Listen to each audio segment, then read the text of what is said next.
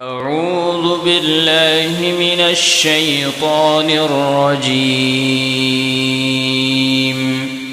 بسم الله الرحمن الرحيم.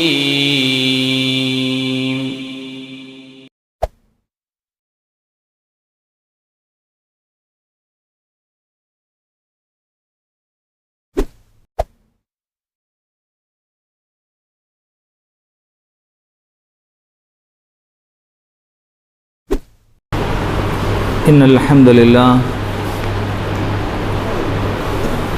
نحمده ونستعينه ونستغفره ونعوذ بالله من شرور أنفسنا وسيئات أعمالنا من يهده الله فلا مضل له ومن يضلل فلا هادي له وأشهد أن لا إله إلا الله وحده لا شريك له وأشهد أن محمدًا عبده ورسوله. يا أيها الذين آمنوا اتقوا الله حق تقاته ولا تموتن إلا وأنتم مسلمون. يا أيها الناس اتقوا ربكم الذي خلقكم من نفس واحدة وخلق منها زوجها وبث منهما رجالا كثيرا ونساء واتقوا الله الذي تساءلون به والأرحام إن الله كان عليكم رقيبا. يا أيها الذين آمنوا اتقوا الله وقولوا قولا سديدا يصلح لكم أعمالكم ويغفر لكم ذنوبكم ومن يطع الله ورسوله فقد فاز فوزا عظيما. فإن خير الحديث كتاب الله وخير الهدي هدي محمد صلى الله عليه وسلم وشر الأمور محدثاتها وكل محدثة بدعة وكل بدعة ضلالة وكل ضلالة في النار. கண்ணியத்திற்கும் பெருமதிப்பிற்கும் உரிய எல்லாம் வல்ல அல்லாஹ்வினுடைய நல்லடியார்களே, அவனுடைய மிக பெருமருளால் சிறப்புமிக்க ஜும்ஆவுடைய தினத்தில் நாம் எல்லாம் ஒன்று கூடி இருக்கிறோம். சத்தியத்தை சத்தியமாக புரிந்து அதன் அடிப்படையில் செயல்படுகிற நல்ல உள்ளத்தை அல்லாஹ் ரப்புல் ஆலமீன் உங்களுக்கும் எனக்கும் தந்தல்வானாக. கண்ணியத்திற்குரியவர்களே, உலகத்தில் இருக்கிற பல விஷயங்களும் மார்க்க ரீதியாக இருக்கிற பல விஷயங்களிலும் நாம் அறிந்திருக்கிற பாகங்கள் ஒன்று, நாம் அறியாமல் இருக்கிற பாகங்கள் ஒன்று என்று இரண்டு விதங்களாக இருக்கலாம். ஆனால் நாம் அறியாமல் இருக்கிற அந்த பகுதி தான் அறிந்திருக்கிற பகுதிக்கு வலு சேர்ப்பதாக இருக்கும். உதாரணமாக ஒரு மரத்தை எடுத்துக்கொள்ளுங்கள். அந்த மரம் வளர்ந்து பெரிதாகி மிக திடகாத்திரமாக அந்த மரம் நின்று கொண்டிருக்கிறது என்றால் பார்வைக்கு வேண்டுமானால் பிரம்மாண்டமாக தெரியலாம், மிகவும் திடகாத்திரமாக இருக்கிற மரமாக இருக்கலாம். ஆனால் அப்படி இருப்பதற்கு நாம் கண்களுக்கு தெரியாத அதனுடைய வேர்கள் தான் அதற்கு ஊன்றுகோலாக இருக்கிறது. கண்ணுக்கு தெரியவில்லை என்ற காரணத்தினால் அந்த கீழே ஒன்றுமே இல்லை என்று நாம் நினைத்து விட முடியாது. அதனுடைய வேர்கள் தான் அந்த மரத்தை அப்படி நிறுத்தி வைக்கப்பட்டிருக்கிறது. அதனை போன்றுதான் மலையை எடுத்துக்கொண்டால் உச்சமாக இருக்கிற அந்த மலையை பார்த்தால் பிரம்மாண்டமாக தெரியலாம். ஆனால் கண்களுக்கு தெரியாமல் அதே அளவிற்கு பூமிக்கு கீழே அந்த மலை வளர்ந்திருக்கும். அதுதான் அந்த மலை இவ்வளவு பிரம்மாண்டமாக நின்று கொண்டிருப்பதற்கு காரணமாக இருக்கிறது. அதே போன்றுதான் கடலும். கண்களுக்கு வேண்டுமானால் கரையோரத்தில் இருக்கிற சிறிய பகுதி வேண்டுமானால் பிரம்மாண்டமாக நமக்கு தெரியலாம். கண்களுக்கு தெரியாமல் அப்பால் இருக்கிற ஒரு உலகமே இருக்கிறது என்று சொல்லுகிற அளவிற்கு பிரம்மாண்டமாக இருக்கிற அந்த நீர் பகுதி தான் அந்த கடலை அப்படி நிறுத்தி வைக்கப்பட்டு கொண்டிருக்கிறது என்றால், அதே போன்றுதான் மனிதனுடைய உறுப்புகளில் பார்வைக்கு இருக்கிற பல உறுப்புகள் இருக்கலாம்.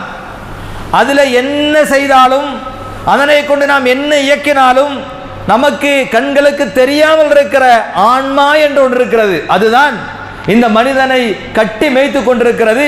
அவனுடைய எல்லா விஷயத்திற்கும் ஊன்றுகோலாக இருக்கிறது. அதனை போல இபாதத்துக்கள் எடுத்துக்கொண்டாலும் அப்படித்தான். எல்லா இபாதத்துக்களும், தொழுகையை நீங்கள் எடுத்துக்கொள்ளுங்கள். தொழுகை என்று எடுத்துக்கொண்டால் தக்பீர்ல இருந்து, ருக்குவில இருந்து, சஜிதாவில இருந்து எல்லா விஷயங்களையும் நாம் வெளிப்படையாக செய்து கொண்டாலும் அந்த தொழுகையினுடைய முழு பலனையும் கிடைக்குமா கிடைக்காத என்கிற முடிவு எதனை வைத்திருக்கிறது என்றால் அந்த ஆன்மாவை வைத்து தான் இருக்கிறது, உள்ளத்தை பொறுத்து தான் இருக்கிறது. எப்படி செய்திருக்கிறோம், எதற்காக செய்திருக்கிறோம், எப்படி செய்திருக்கிறோம், அதனுடைய நோக்கம் என்ன, அது எதற்காக வேண்டி அந்த இபாதத்துக்களை செய்திருக்கிறோம் என்பதை வைத்துத்தான் நாம் அதை முடிவு செய்யப்படும். என்றால் கண்களுக்கு தெரியாமல் இருக்கிற அந்த விஷயத்திற்கு மிக முக்கியமான ஒரு இடம் இருக்கிறது. தொழுகை எடுத்துக்கொண்டால் அதைத்தான் அல்லாஹ் சொல்லுகிறான், இன்ன ஸலாத்த தன்ஹா அனில் ஃபஹ்ஷாய் வல் முன்கர். நிச்சயமாக தொழுகை மானக்கேடான விஷயத்தை விட்டும் பாவமான காரியத்தை விட்டும் உங்களை தடுக்கும் என்றால் அதுதான் தொழுகையினுடைய ஆன்மாவாக இருக்கிறது. ருக்கு செய்திருக்கிறோம், தக்பீர் கட்டி இருக்கிறோம், அத்தஹியாத்துக்கு போயிருக்கிறோம், சஜிதா செய்திருக்கிறோம், அரை மணி நேரம் சஜிதாவிலே கிடந்து பிரார்த்தனை புரிந்திருக்கிறோம், எல்லாமே சரிதான். ஆனால் அதனுடைய ரிசல்ட் என்ன? இன்ன ஸலாத்த தன்ஹா அனில் ஃபஹ்ஷாய் வல் முன்கர். நிச்சயமாக இந்த தொழுகை மானக்கேடான காரியத்தை விட்டும் பாவமான காரியத்தை விட்டும் உங்களை தடுத்தால், அந்த அரை மணி நேரம் சஜிதாவிலே கிடந்து பிரார்த்தனை புரிந்தோமே, ருக்குவிலே நின்று தொழுதோமே, தக்பீர் கேட்டு நின்று வணங்கிறோமே, அந்த தொழுகைக்கான முழு பலனையும் நாம் அடைந்து கொள்ள முடியும். அல்லது மானக்கேடான காரியத்தை விட்டும் பாவமான காரியத்தை விட்டும் நம்மை தடுக்கவில்லை என்றால் வெறுமனே குமிந்து நிமிந்து ஒரு எக்ஸசைஸ் என்ற அடிப்படையில் உடலுக்கு வேண்டுமானால் ஆரோக்கியம் தரலாமே தவிர எந்த பலனையும் நாம் அடைந்து கொள்ள முடியாது. அதை நோன்பை எடுத்துக்கொள்ளுங்கள். அல்லாஹ் இரண்டு வகையான எல்லாவற்றையும் சொல்லுவான். நோன்பை எடுத்துக்கொண்டால் குத்திபா அலைக்குமுஸ் ஸியாம், உங்களுக்கு முன்னிருந்தோர் மீது நோன்பு விதியாக்கப்பட்டிருக்கிறது. கமா குத்திபா அலல்லதீன மின் கபிலிக்கும், முன்னிருந்தோர் மீது விதியாக்கப்பட்டதை போல உங்களுக்கும் விதியாக்கப்பட்டிருக்கிறது. இது வெளிப்படையாக எப்படி சஹருக்கு எந்திரிக்கணும், சாப்பிடணும், 5 நேரம் தொழணும், இஃப்தார் வரைக்கும் பட்டினி கிடக்கணும், நோன்பு திறக்கணும், இது எல்லாம் வெளியே இருக்கிற எல்லா காரியங்களும் முன் சென்ற சமுதாயத்திற்கு விதியாக்கப்பட்டதை போல அமைப்பு முறையில் விதியாக்கப்பட்டிருக்கிறது. அதனுடைய ஆன்மா என்ன தெரியுமா? அது கூலி கிடைக்கணும் என்ன தெரியுமா? லஅல்லக்கும் தத்தகூன். அதன் மூலம் இறையச்சமுடைய மக்களாக நீங்கள் மாறலாம். அப்படி மாறினால் அதற்குண்டான முழு பலனையும் நீங்கள் அடைந்து கொள்ள முடியும்.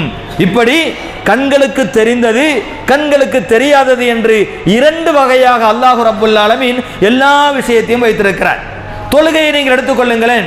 தொழுகையை எடுத்துக்கொண்டால் நபிகள் நாயகம் ஸல்லல்லாஹு அலைஹி வஸல்லம் சொன்னார்கள், மறுமை நாளில் விசாரணைக்கு அழைத்து வந்தால் முதலில் விசாரிக்கப்படுகிற காரியம் என்ன தெரியுமா? தொழுகையை பற்றித்தான். நம்மளை பொறுத்தவரையில் ஒன்றுமில்லாத காரியம் தொழுகை தானே. அது என்னது போய் பாங்கு சொல்லுவாங்க, ஒது செய்வோம், பள்ளிவாசக்குள்ள போய் தக்பீர் கேட்டு 4 ரக்கத்து தொழுகிறது பெரிய காரியமா? இது ஒன்றும் பெரிய பிரச்சனை இல்லை நம்மை பொறுத்தவரை. ஆனால் அல்லாஹ்வுடைய பார்வையில் தொழுகை என்பது எவ்வளவோ காரியங்கள் கடமையாக்கப்பட்டும் மறுமை நாளில் கேட்கப்படுகிற கேள்விகளில் முதல் கேள்வி என்ன தெரியுமா? தொழுகை பற்றித்தான் என்று நபிகள் நாயகம் ஸல்லல்லாஹு அலைஹி வஸல்லம் சொன்னார்கள். இந்த இடத்துல நாம் தெரியாத ஒரு சில விஷயங்களை புரிஞ்சுக்கணும். எல்லா நபிமார்களுக்கும் தொழுகை கடமையாக்கப்பட்டது. ஆனால் நாம் தொழுகிறோமே, இப்படிப்பட்ட அமைப்பு முறை வேண்டுமானால் இல்லாமல் இருக்கலாம்.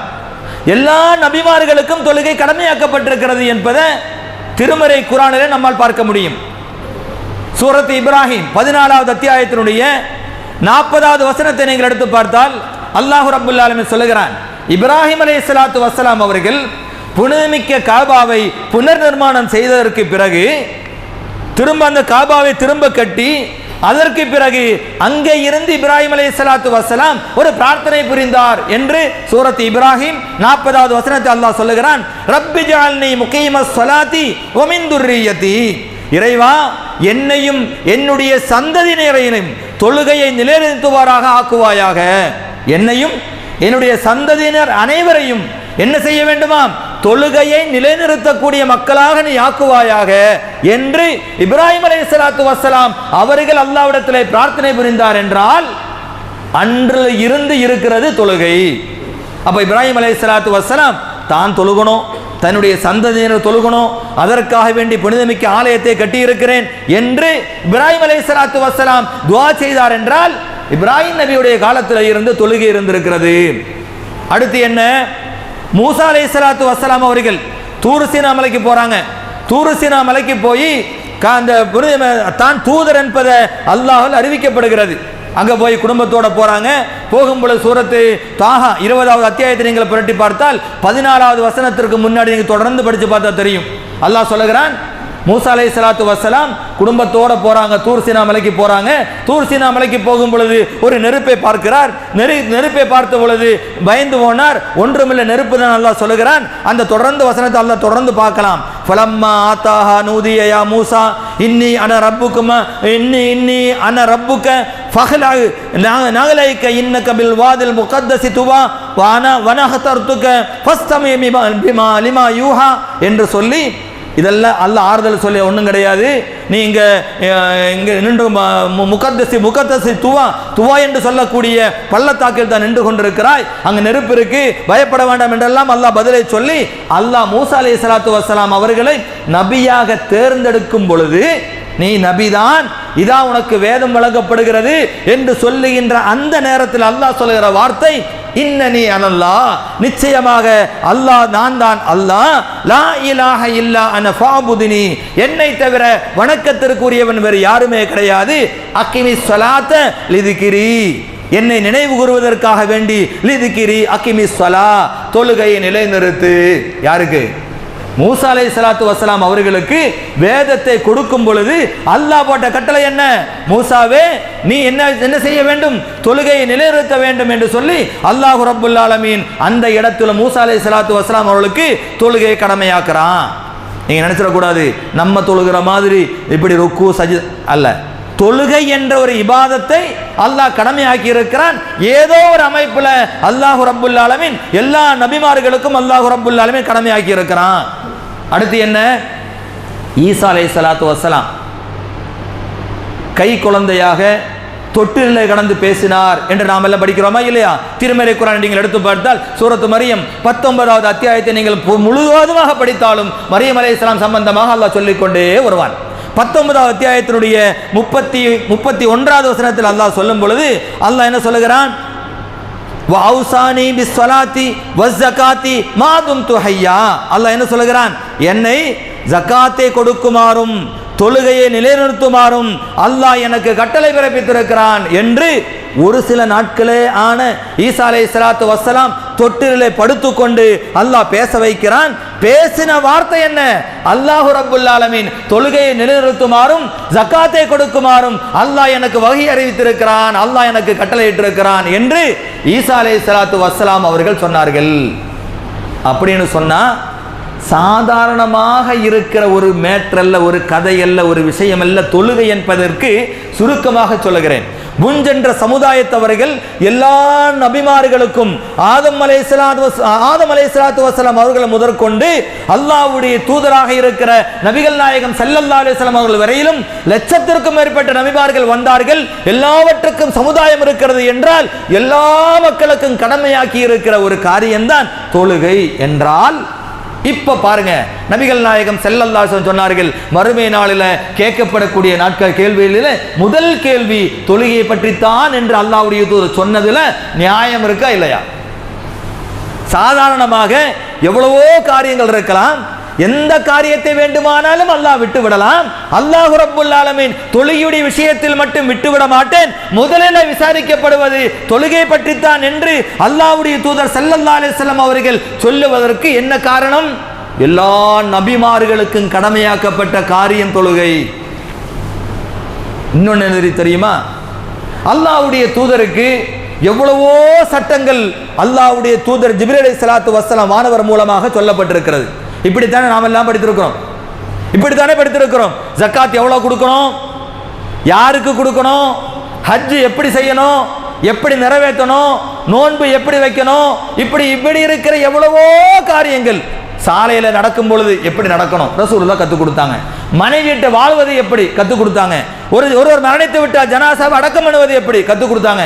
இப்படி எண்ணற்ற காரியங்களை நபிகள் நாயகம் ஸல்லல்லாஹு அலைஹி வஸல்லம் அவர்களுக்கு ஜிப்ரீல் அலைஹிஸ்ஸலாத்து வஸ்ஸலாம் சொல்ல அல்லாஹ்வுடைய தூதர் அவர்கள் நமக்கு காண்பித்து கொடுத்தார். இப்போ நான் ஒரு கேள்வி கேட்கிறேன், தொழுகையை நபிகள் நாயகம் ஸல்லல்லாஹு அலைஹி வஸல்லம் அவர்களுக்கு யார் கற்றுக் கொடுத்தா?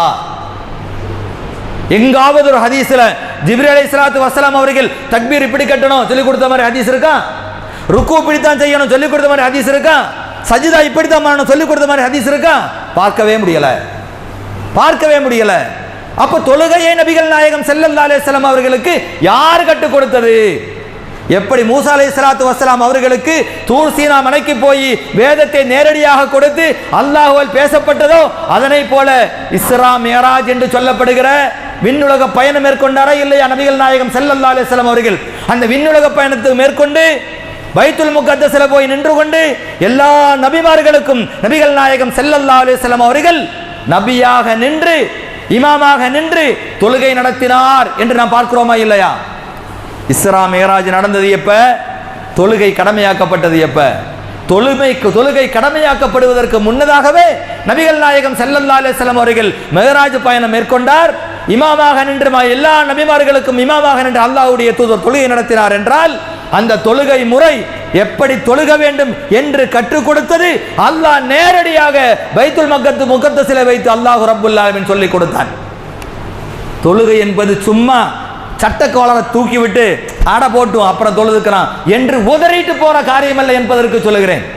அதற்காக சொல்லுகிறேன், அல்லாஹ் ரப்புல் ஆலமீன் நேரடியாக நபிகள் நாயகம் ஸல்லல்லாஹு அலைஹி வஸல்லம் அவர்களுக்கு பைத்துல் முகத்தஸிலே வைத்து நேரடியாக தொழுகை முறையை கற்றுக் கொடுத்தான் என்றால் நேரடியாக கற்றுக் கொடுத்தது அல்லாஹ்வுடைய தூதருக்கு எத்தனை வக்து?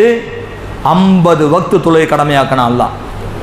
50 வக்து, தப்பா புரிஞ்சிடக்கூடாது. 50 ரக்காத்து கிடையாது, 50 ரக்காத்து கிடையாது. 50 வக்து. லுஹர் 1, அஸர் 2, மக்ரிப் 3, இஷா 4, ஃபஜ்ர் 5 என்று கணக்கு போடுறோமா இல்லையா? அப்படி 50 வக்து தொழுகை கடமையாக்கப்பட்டது. மூசா அலைஹிஸ்ஸலாத்து வஸ்ஸலாம் அவர்களுக்கும் அல்லாஹ்வுடைய தூதருக்கு மத்தியிலே பேச்சுவார்த்தை நடந்து கடைசியாக அல்லாஹ் 50 வக்துக்குண்ட நன்மையை நான் தர்றேன், 5 வக்து தொழுதுக்கண்டான் அல்லாஹ். 50 வக்து தொழுதா என்ன நன்மையோ அந்த நன்மையை உனக்கு தர்றேன், அப்ப நீ வாங்கிக்க. 5 வக்து தொழுகை ஒழுங்கா தொழு.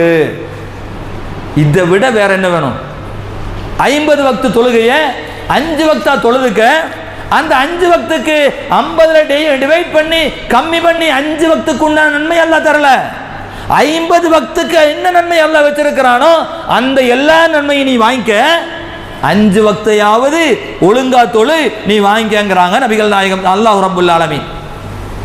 அது மட்டும் இல்லை, இந்த தொழுகையை பொறுத்த வரையில வெறுமனே கடமைக்கு தொழுது விட்டு போறதில்ல.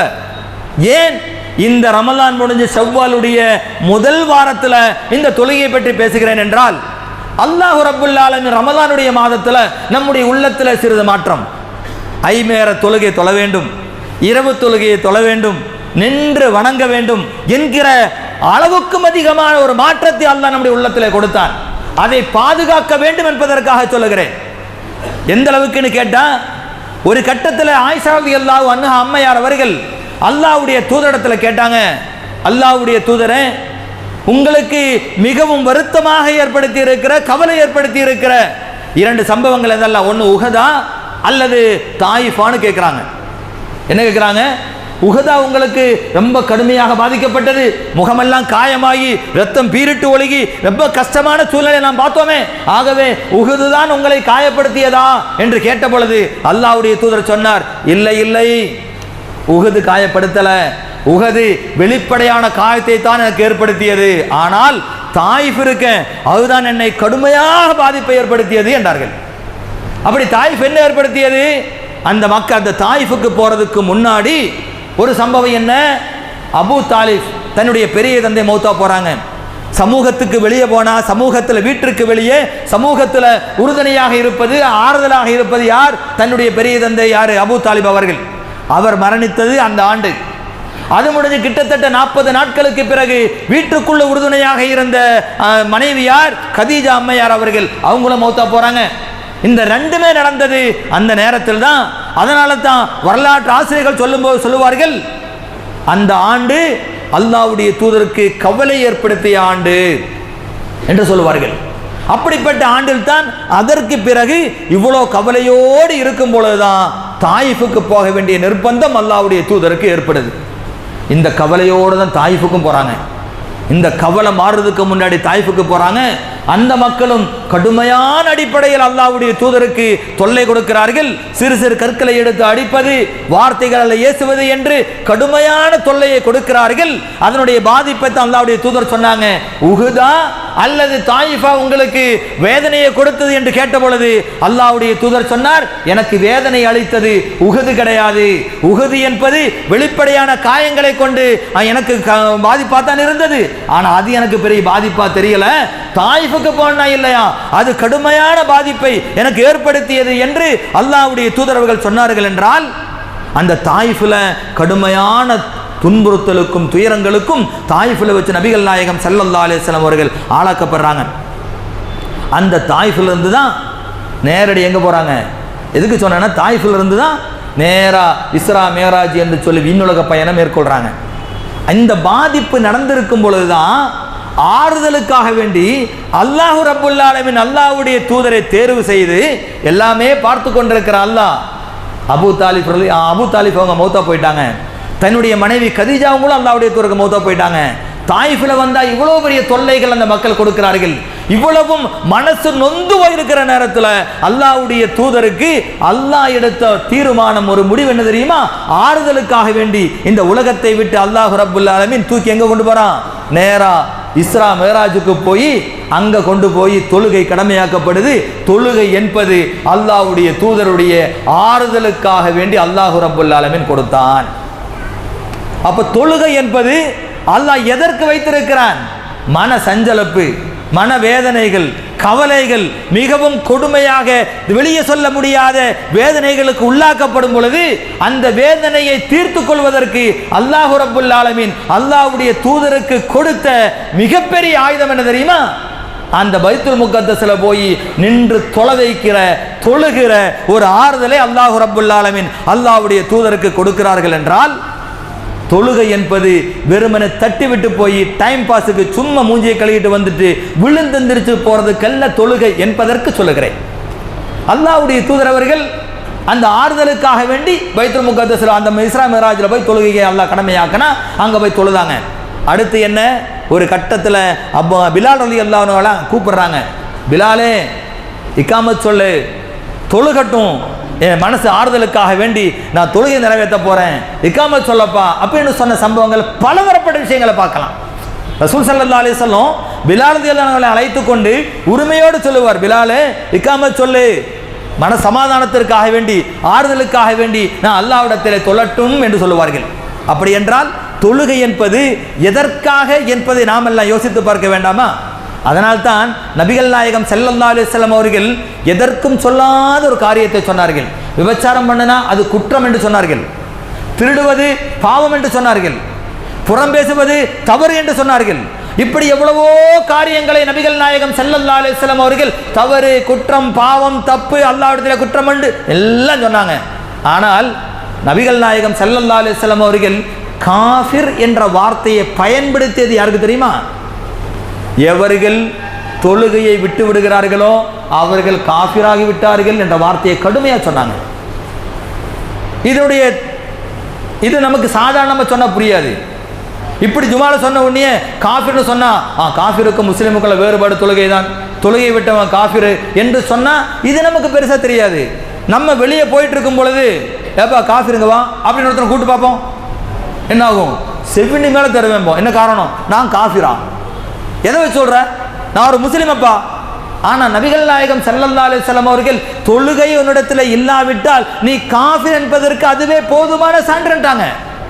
நீ காஃபிர் தான்ட்டாங்க. தொழுகையை ஒருத்தன் வேண்டும் என்றே விட்டு விட்டால் அவன் காஃபிராகி விட்டான் என்று நபிகள் நாயகம் ஸல்லல்லாஹு அலைஹி வஸல்லம் அவர்கள் மிக தெளிவாக சொல்லுகிறார்கள். அப்படி என்றால் தொழுகையை விட்டாச்சுன்னா காஃபிர்.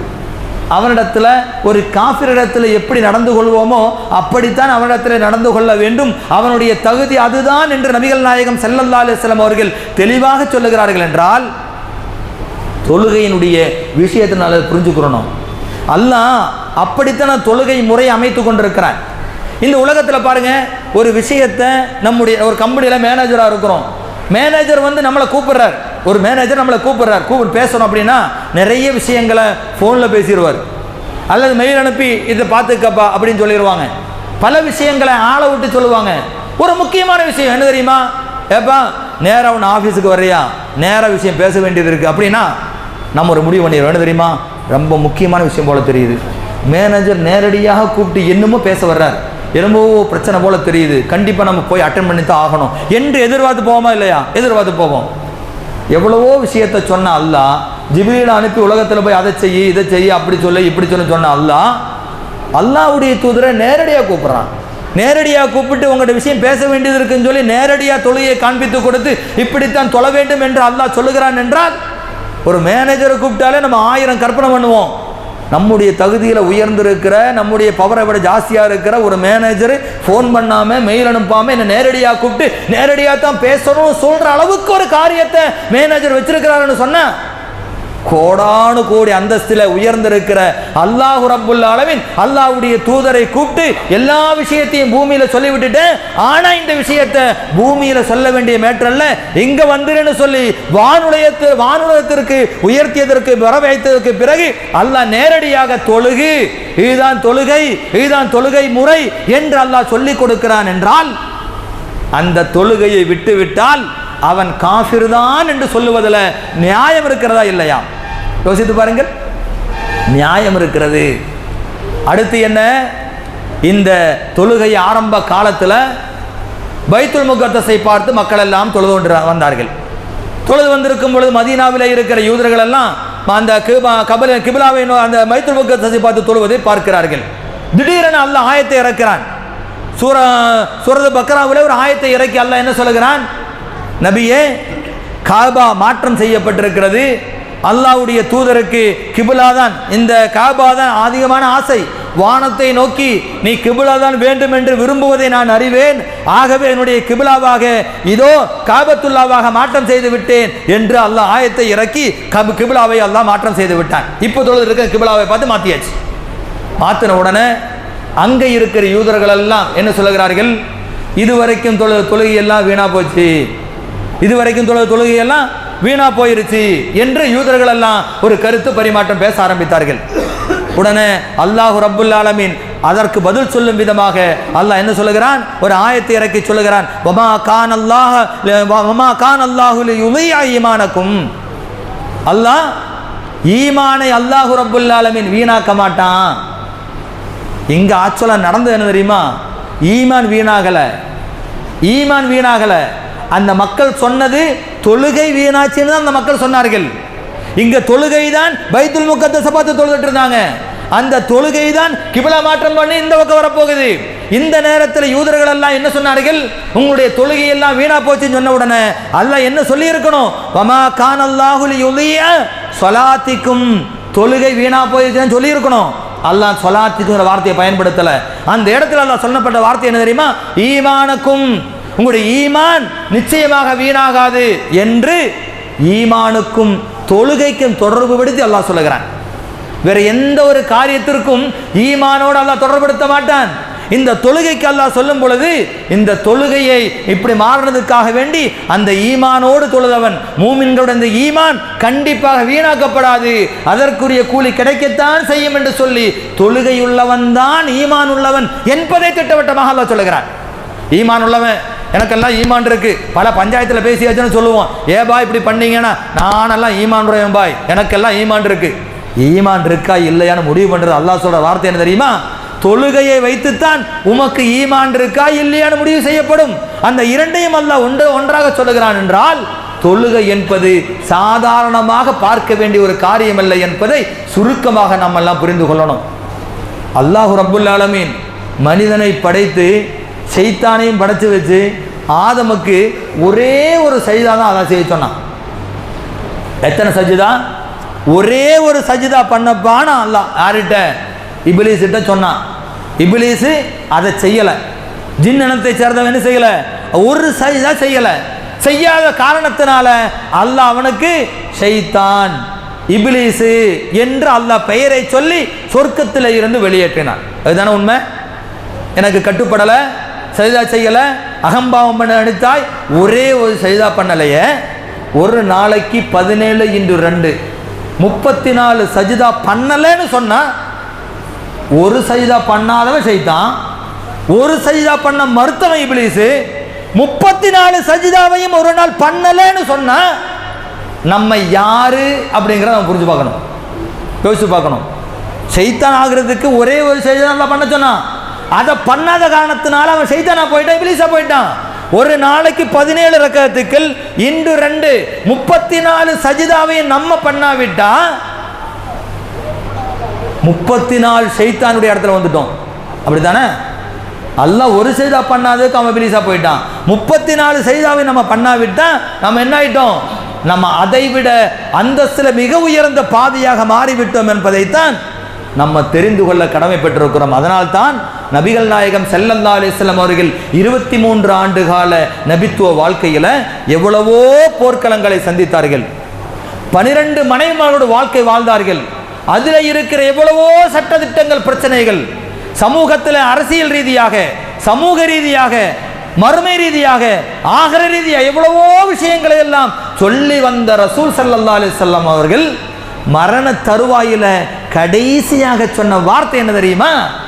அஸ்ஸலா, அஸ்ஸலா, தொழுகையை நிலைநிறுத்து, தொழுகையை பேணுங்கள் என்று அல்லாஹ்வுடைய தூதரவர்கள் சொன்னார்கள் என்றால் எல்லா விஷயத்தையும் உள்ளடக்கித்தான் அல்லாஹ்வுடைய தூதரவர்கள் அந்த தொழுகையை அவ்வளவு முக்கியத்துவம் வாய்ந்ததாக சொன்னார்கள் என்றால் அந்த தொழுகைக்காக தடையாக வியாபாரமாக இருக்கலாம், மனைவியாக இருக்கலாம், தூக்கமாக இருக்கலாம், அமைப்பாக இருக்கலாம், போராட்டமாக இருக்கலாம், ஆர்ப்பாட்டமாக இருக்கலாம், எதுவாக இருந்தாலும் சரி, தொழுகையை விட்டு விட்டோம் என்றால் கடைசியாக அல்லாஹ்வுடைய தூதர் கடைசியாக சொல்லிவிட்டு போன வார்த்தை அஸ்ஸலா, தொழுகை நிலைநிறுத்து, அஸ்ஸலா, தொழுகை நிலைநிறுத்து என்று சொன்னார்கள் என்றால் இந்த வார்த்தை கடைசியாக நாம் மரணிக்கின்ற காலம் வரை மறந்துவிடக் கூடாது என்ற சுருக்கமான விஷயத்தை மட்டுமே சொல்லி முடிக்கிறேன். வாஹிரு தஅவானா அனில் ஹம்துலில்லாஹி ரப்பில் ஆலமீன்.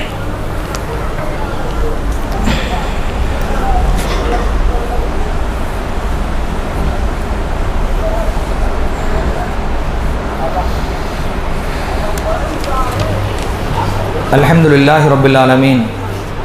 வஸ்ஸலாத்து வஸ்ஸலாமு அலா சய்யிதினா முஹம்மதின் வஅலா ஆலிஹி வஸஹ்பிஹி அஜ்மஈன். அம்மா பஅத். கண்ணியத்திற்குரியவர்களே, உமர் ரலியல்லாஹு அன்ஹு அவர்கள் இஸ்லாமிய வரலாற்றில் எவ்வளவு பெரிய வீரராக வாழ்ந்தார் என்று நமக்கெல்லாம் தெரியும். அவ்வளவு வீரராக இருந்தும் அவரை எதிரிகள் குத்துகிறார்கள், இரத்தம் பீரிட்டு ஒழுக, ஃபஜ்ருடைய நேரம், ஃபஜ்ர் தொழல, மயக்கமுற்றிருக்கிற உமர் ரலியல்லாஹு அன்ஹு அவர்கள் சிறிது நேரத்தில் மயக்கம் தெளிந்து வருகிறார். மயக்கம் தெளிந்த உடனேயே உமர் ரலியல்லாஹு அன்ஹு கேட்டார்கள், சிறிது தண்ணீர் வேண்டும் என்று கேட்கிறார்கள். மக்களால் நினைத்தார்கள் தாகத்தினால் குடிப்பதற்காக தண்ணீர் கேட்கிறார் போல என்று நினைத்து ஒரு தண்ணீரை கொண்டு வந்து கொடுத்த உடனே உமர் ரலியல்லாஹு அன்ஹு அவர்கள் ஒது செய்துவிட்டு அந்த கடமையாக்கப்பட்ட கழிந்திருக்கிற நேரம் ஓடிக்கொண்டிருக்கிற புரிந்து கொண்டு அந்த ஃபஜ்ருடைய நேரத்தில் உமர் ரலியல்லாஹு அன்ஹு ஃபஜ்ர் தொழுகையை நிறைவேற்றுகிறார். நிறைவேற்றிவிட்டு பேசவே முடியாத அந்த கடுமையான தோய்வான அந்த நேரத்திலும் கூட, அந்த நேரத்திலும் தொழுகையை நிறைவேற்றிவிட்டு அடுத்த வார்த்தை சொன்னார்கள், ஃபஇன்னஹு லா ஹல்ல ஃபில் இஸ்லாமி மன் தரக்க ஸலா. எவர்கள் இஸ்லாமிய மார்க்கத்தில் இருந்து கொண்டு தொழாமல் இருக்கிறானோ அவனுக்கும் இஸ்லாத்திற்கும் எந்த பங்குமே இல்லை, இஸ்லாத்தில் அவனுக்கு எந்த பங்குமே கிடையாதுங்கிறாங்க. மரண தருவாயில் ஃபஜ்ர் தொழுகையை நிறைவேற்றுவதற்காக வேண்டி தண்ணீரை கொண்டு வர சொல்லி தண்ணீரிலே ஒது செய்து முடித்ததற்கு பிறகு தொழுகையை நிறைவேற்றி அதற்கு பிறகு சொல்லுகிறார் ஃபஇன்னஹு லா ஹல்ல ஃபில் இஸ்லாமி லிமன் தரக்க ஸலா. எவர்கள் தொழுகையை தொழாமல் இருந்து விடுகிறார்களோ அவர்களுக்கு இஸ்லாத்திற்கும் எந்த பங்குமே இல்லைன்றாங்க நபிகள் நாயகம் ஸல்லல்லாஹு அலைஹி வஸல்லம் அவர்கள், உமர் ரலியல்லாஹு அன்ஹு அவர்கள். அப்படி என்றால் பல மசூராக்களை கூட்டுகிறோமே, பல ஆலோசனை கூட்டங்களை கூட்டுகிறோமே, அந்த நேரத்தில் நம்ம யோசிக்கணும், தொழுகை இல்லாமல் இருக்கிற அவன் இஸ்லாமிய ஷூரால உட்கார்ந்து இருக்கிறதா, இஸ்லாமிய மஷூரால உட்கார்ந்து இருக்கிறதா? சமுதாய போராட்டம், சமுதாய பிரச்சனைகள், சமூகத்தில் இருக்கிற பிரச்சனைகள் எல்லாவற்றையும் அணுகிற சபையில தொழுகை இல்லாத ஒருவன் அமர்ந்து வந்தால் அவன் அந்த சபைக்கு உகந்தவனே கிடையாது, அவன் தகுதியற்றவன் என்பதை உமர் ரலியல்லாஹு அன்ஹு அவர்கள் சொன்னார்கள். தொழுகை இல்லாதவனுக்கு இஸ்லாத்தில் எந்த பங்களிப்பும் இல்லை என்றால் தொழுகை என்பது எவ்வளவு முக்கியம் என்பதை புரிந்து கொண்டு மறுமை நாளில் முதலில் கேட்கப்படுகிற காரியம் தொழுகை பற்றி தான் என்பதை புரிந்து கொள்ள வேண்டும். அல்லாஹ்வுடைய தூதர் அவர்கள் கடைசி நேரத்தில் கூட அஸ்ஸலா அஸ்ஸலா, தொழுகையை நிறைவேற்றுங்கள், தொழுகையுடைய விஷயத்தில் உறுதியாக இருங்கள் என்று சொன்னார்களே, அந்த விஷயம் மரணிக்கின்ற காலம் வரை நம்முடைய வாழ்வில் நடைமுறைப்படுத்த வேண்டும். மரணிக்கின்ற காலம் வரை ஒரு வக்து தொழுகையை கூட மிஸ் ஆகாமல் தவிர்க்காமல் தொழுகிற நல்ல மக்களாக அல்லாஹ் ரப்புல் ஆலமீன் உங்களையும் என்னையும் ஆக்கி அருள் புரிவானாக. வஆகிரு தஅவானா அனில் ஹம்துலில்லாஹி ரப்பில் ஆலமீன். இது போன்ற மார்க்க சொற்பொழிவுகள் மற்றும் இஸ்லாமிய காணொளிகள் காண நமது தமிழ் இஸ்லாமிக் ஃபுட்டேஜ் என்கிற யூடியூப் சேனலை சப்ஸ்கிரைப் செய்து கொள்ளுங்கள். ஜஸாக்குமுல்லாஹு கைரன் கஸீரா.